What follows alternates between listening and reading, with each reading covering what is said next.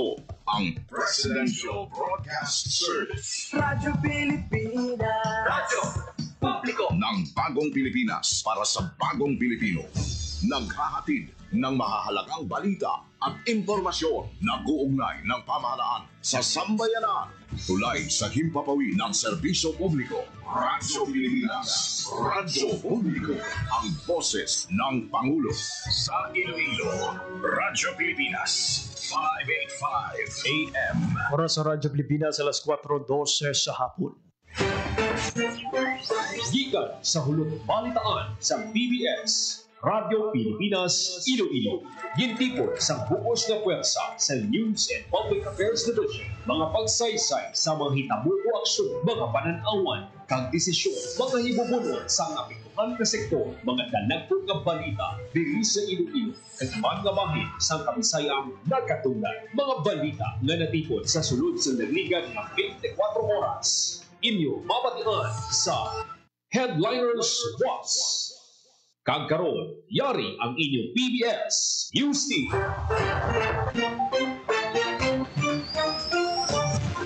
Mayong hapon Pilipinas, mayong hapon Western Visayas. Ini ang Headliners Was adlaw sang Merkules, Agosto 13, tuig 2025. Ako ang iyong tagbalita, JP Herbas, kagkaroon sa aton mga headlines. Moderno nga Iloilo Fishport Complex sa syudad sa Iloilo inaugurahan ni Presidente Ferdinand Marcos Jr. subong nga hapon. Philippine Biodiversity Strategy and Action Plan 2024 to 2040 gilunsar sa Iloilo City. Barko nga BRP Miguel Malvar sa Philippine Navy nagdungka sa Iloilo City. Lalaki nga napatay sa dili nga ginkuhaan sa sample para sa rabies testing nagnegatibo sa rabies sunod sa Iloilo PHO. Numero sa business permit sa syudad padayon ang pagsaka. Kag masobra 80,000 ka grade 1, 4 kag 7 learners target nga tagan sang MRTD kag HPV booster doses sang Iloilo Provincial Health Office. Oras sa Radyo Pilipinas, alas 4:14 sa hapon. Kagaroon sa detalye na sang mga balita. Radyo Pilipinas. Radyo Pilipinas News. Inaugurahan ni Presidente Ferdinand R. Marcos Jr. ang moderno nga Philippine Fisheries Development Authority o PFDA Iloilo Fishport Complex sa syudad sang Iloilo. Sa pagbisita ni Presidente Marcos, pangunahan man sa opisyal ang pagparagdag sa halos 38 milyones pesos nga ayuda sa 37 ka mga asosasyon sa mga kag mangisda sa probinsya. Ang Department of Agriculture maghatag man sa mga kagamitan sa pagpanguma kag pagpangisda nga ginalakipan sa 4-wheel tractors, corn mills, corn shellers, hammer mills, forage choppers, rice mills, combined rice harvester, kag 20-footer fiberglass boat. Tinutur sining masupasan ng pagid ang produksyon sa mga manguma kag mangisda sa probinsya nga dako man nga bulig sa pagpasanyog sa ila pagpangabuhi. Magluwas sa pagparagdag sa mga kagamitan, ang Philippine Crop Insurance Corporation maghatag sang indemnity check nga nagbalor sang 96,000 ka pesos para sa mga insured nga manguma kag mga mangisda nga nilitan sang bagyo kag peste. Radyo Pilipinas. Radyo Pilipinas News. Formal na nalunsar sa Department of Environment and Natural Resources o DNR ang Philippine Biodiversity Strategy and Action Plan o PBSAP 2024-2040 sa Iloilo City. Ang paglunsar ang ginpangunahan ni DNR Regional Director Raul Lorilla ang kabahin sa mga aktibidad sa apat kadlaw nga 32nd Philippine Biodiversity Symposium nga nagapadayon sa Central Philippine University. Ang PBSAP na human kasunod sa malapnagon nga konsultasyon kag dialogo sa Biodiversity Management Bureau kag magaserbe nga roadmap sa pusod sa biodiversity conservation sa tuman sa pangkalibutanon nga target. Kasunod sa launching, ginalauman ang serye sa mga regional cluster consultation workshop para mas mapalapnag ang kaundan sang PBSAP kag mapabaskog ang pagpiniligay kaupod ang nanuhay-tuhay nga sektor. Nakip sa kaundan sang PBSAP 2024-2040 ang tuhoy sa assessment sang biodiversity status, integration sa national development, policy kag governance, strategic action kag stakeholder involvement. Radyo Pilipinas. Radyo Pilipinas News. Tungka sa syudad sa Iloilo ang barko sa Philippine Navy nga BRP Miguel Malvar upod ang duha ka barko nga BRP Tomas Campo kag BRP Albert Mahini. Ang detalye sa ang balita sa report ni Gina Baclay. Radyo Pilipinas report. Nagdungka sa Iloilo City ang barko sa Philippine Navy nga BRP Miguel Malvar. Kaupod ang duha pagid ka mga barko nga BRP Tomas Campo kag BRP Albert Mahini. Ang barko ang nagikan sa Palawan kag lakip sa mga nagupod sa Joint Sea Patrol kaupod ang Estados Unidos sa area sa West Philippine Sea.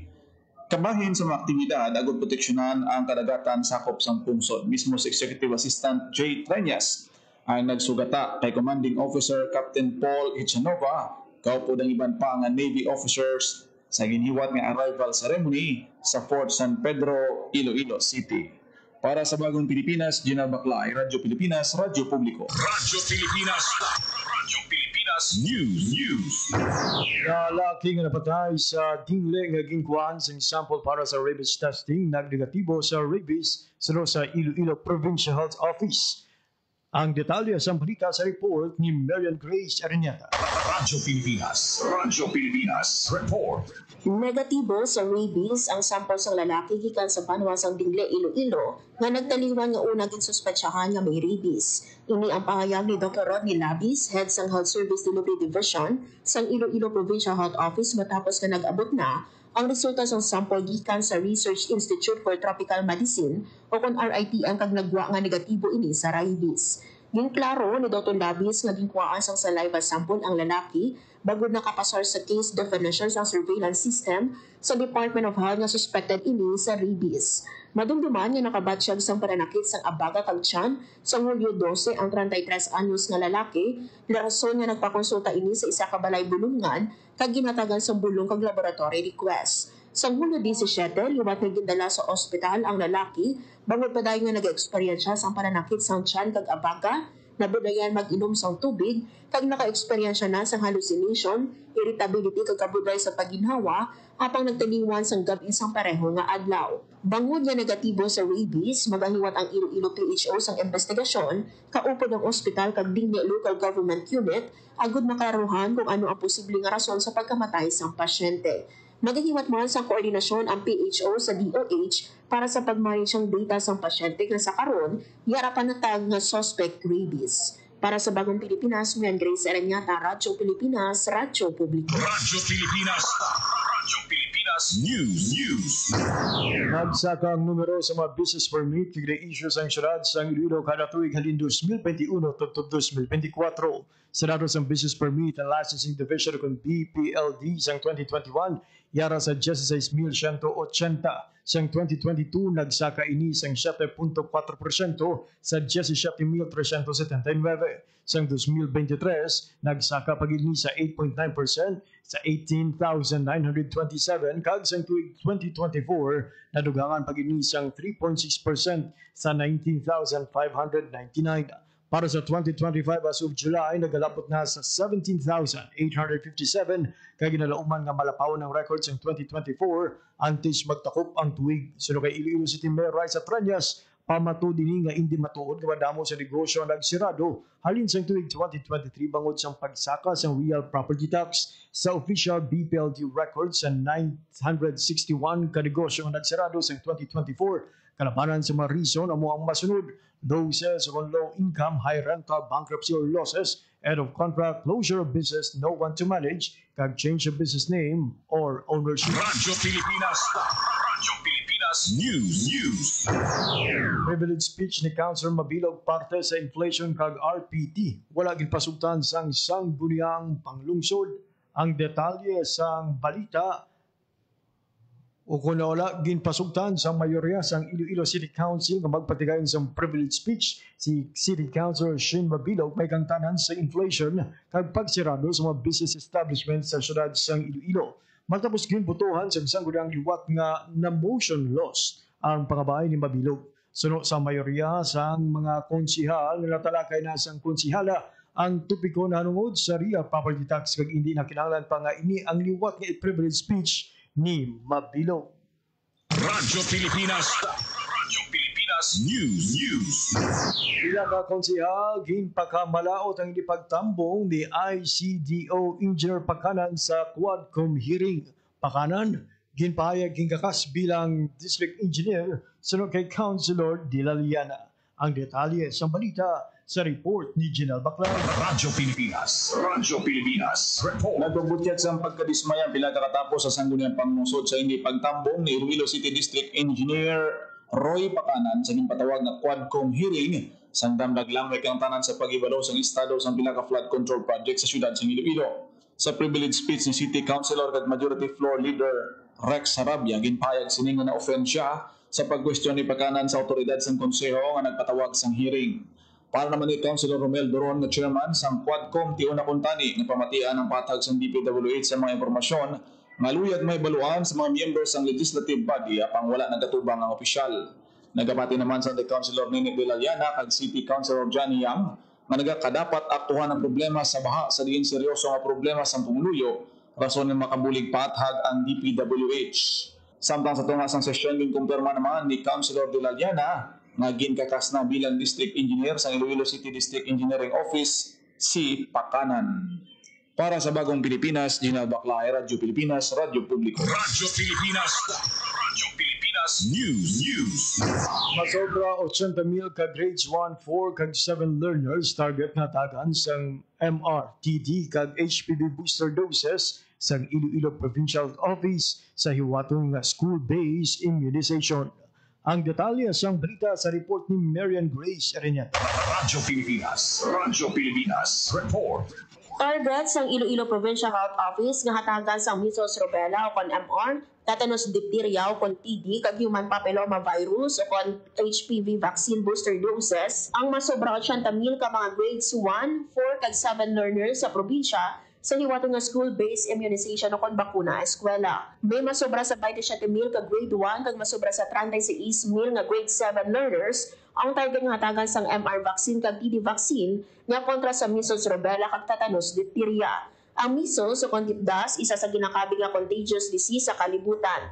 Ang sintomas sini amo ang mataas nga hilanat, rashes, ubo kag eye infection. Pwede man ini makaresulta sa komplikasyon kaangay sang pneumonia, ear infection, pagkabulag, severe diarrhea kag swelling of brain. Ang rubella naman o kon makaiha isa ka acute kag highly contagious nga viral infection. Samtang may masobra 17,000 naman nga grade 4 nga babae nga learners ang target nga hatagan sang HPV booster doses sang probinsya. Hiwaton ang paghatag sang booster doses sining nga bulan sang Agosto tubtob Setyembre. Para sa Bagong Pilipinas, Marian Grace Areniata, Radyo Pilipinas, Radyo Publiko. Radyo Pilipinas News. Samtang sa ibang pagiging balita, padayon ang pagparagtag sa suporta sa Department of Agriculture Western Visayas para mabuligan ang malapit 19,000 ka mangunguma sa rehiyon na apektado sa mga bagat na ginpabaskog sa mga bagyo. Sino kay Engineer Jeme Elida Jr., Chief sa DA Western Visayas Climate and Environmental Risk Management Section, lakip sa ginpalabot sa ahensya ang nanaytuay nga production support kaangay sa mga bini sa dalong sa field rice kag RCEF agud makalagas pa sa wet cropping season ang mga apektado nga manghuma. Dugang panilida halos 70 tubtob 80% sa mga apektado nga manghuma ang nagatanong sang palay kag madamo sa mga ini ang nagasalig sang ila pagpanguma sa tubig ulan. Bilang papahara sa posibiliwat na pagluntad sa kalamidad, ginparugyan ni LIDA ang mga manguma nga mag-enroll sa Registry System for Basic Sectors in Agriculture o kon RSBSA. Nagparugyan man si LIDA sa mga lokal nga panguluhan nga gilayon nga mag-report online sa kahalitan sila tagsakaan na sa kupang. Radyo Pilipinas News.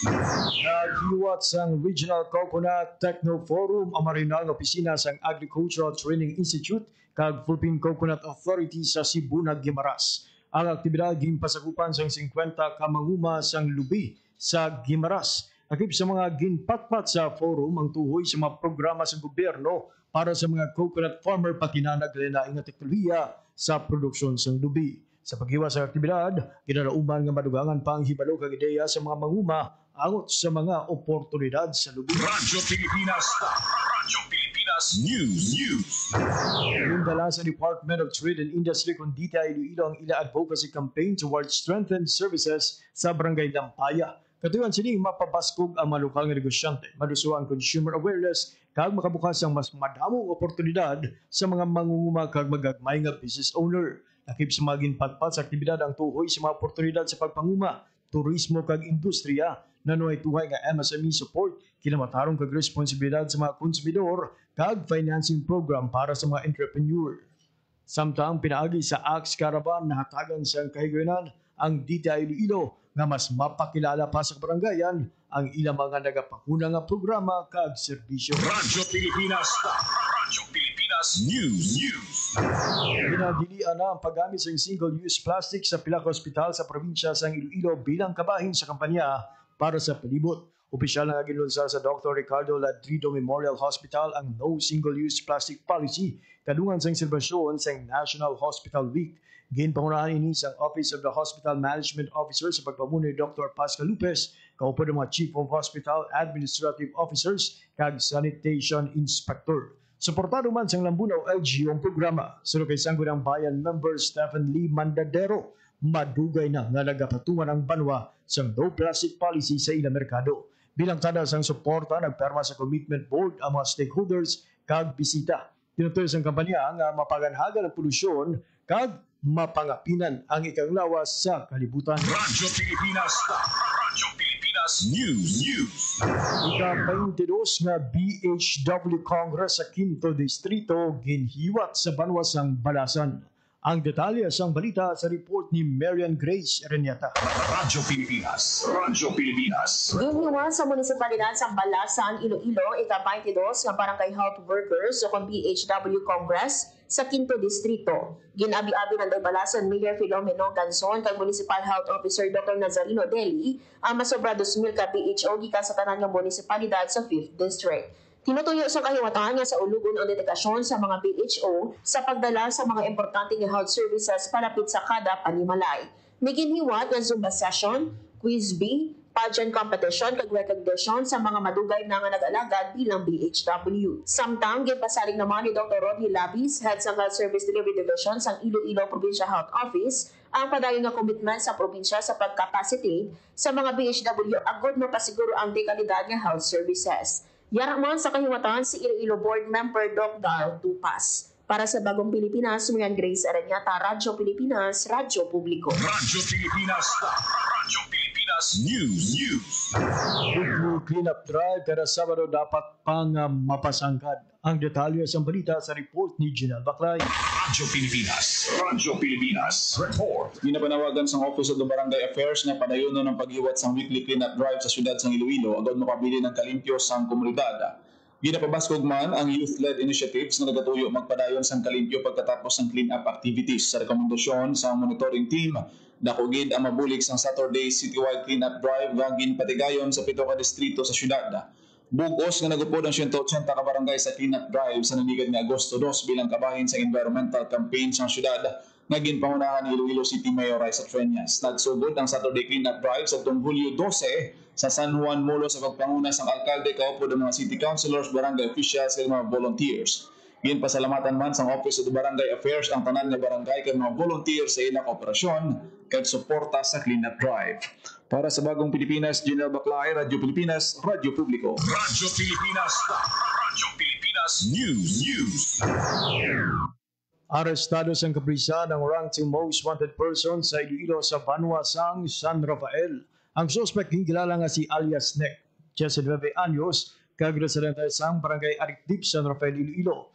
Rape by carnal knowledge under Article 266A, Paragraph 1 in relation to Article 266B of the Revised Penal Code ang iya ginapangatubang nga kaso. Ang madalagong operasyon ginpatigayon sa San Rafael Municipal Police Station Tracker Team, kaupo ng Regional Intelligence Unit, kag Iloilo Police Provincial Office Intelligence Unit. Radyo Pilipinas. Radyo Pilipinas News.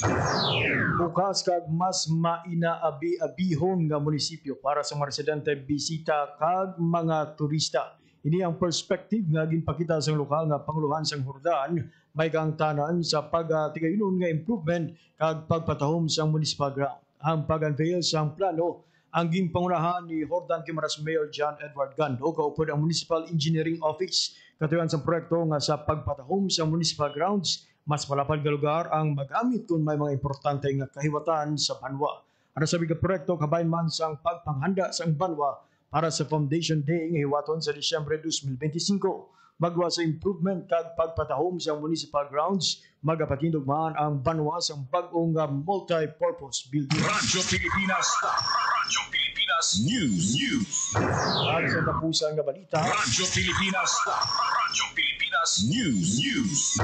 ay pahalindom ang banwa sang Balay sa probinsya sa Aklan para sa mga nag-operate sang water sports activity sa isla sang Boracay nga mag-secure sang authority to operate. Sino sa Malay LGU sugod Agosto 25 sa nga tuig, hindi na pagtugutan ang mga operator sa pag-operate sa mga water sports sa isla kung wala sang ATO. Nakip sa mga water sports activities sa Boracay Island, ang island hopping kag helmet diving. Ginapangabay sang banwa ang mga operators nga kumpituhon ang dokumento agud balikawan ang mga pinalidad. Radyo Pilipinas News. Oras sa Radyo Pilipinas alas 4:32 sa hapon. Kagamuyan to ang mabalitang natipon kag ginbantayan sang Radyo Pilipinas Iloilo News Team. Para sa Adlanos buwas mga adlaw sang Miyerkules, Agosto 13 tuig 2025. Sa ngalan sa akong mga katuwang teknika, Mr. Rochelle Jones Otero sa studio, Mr. Jeffrey Bitita sa transmitter. Ako naman ang inyo ng intag balita, JP Herbas. Madamo nga salamat sa inyong pagpamati. Maayong hapon, Pilipinas. Ang inyong tulay sa himpapawid ng serbisyo publiko, ang Presidential Broadcast Service, Radyo Pilipinas, Radyo Publiko. Radyo Pilipinas. Radyo Publiko. Kinilala ng pang-international at prestigyosong Asia Pacific Broadcasting Plus Awards 2025 para sa kategorya ng Government Streaming. Ito ay dahil sa epektibo nitong pagsasanib ng mga tradisyonal na media tulad ng telebisyon, radyo at print para masabayan ang mabilis na pag-inog ng mundo ng digital at social media tungo sa mas epektibong paghahatid ng mahahalaga at napapanahong mga impormasyon sa mamamayang Pilipino. Kinilala rin ang Radyo Pilipinas dahil sa patuloy na pag-akyat ng rating. Ngayon ay matatag sa pang-4 na pwesto sa Mega Manila ayon sa pinakahuling Nielsen Radio Audience Measurement Survey. At sa social media, nakamit ang mahigit 2,000% pagtaas ng bilang ng mga sumusubaybay sa Radyo Pilipinas page sa unang bahagi ng 2025. Patunay ito na ang inyong Radyo Pilipinas Radyo Publiko ay tunay na kaagapay ng inyong pamahalaan sa paghahatid ng serbisyo sa mga mamamayang Pilipino. Mula sa aming lahat, sa ngalan ng inyong pamunuan at mga kawani ng Presidential Broadcast Service, kasama ang inyong mga himpilan ng Radyo Pilipinas sa buong kapuluan. Maraming salamat po sa inyong lahat, sa inyong pagtangkilik at pagkilala. Radyo Pilipinas. Radyo Publiko. Time to celebrate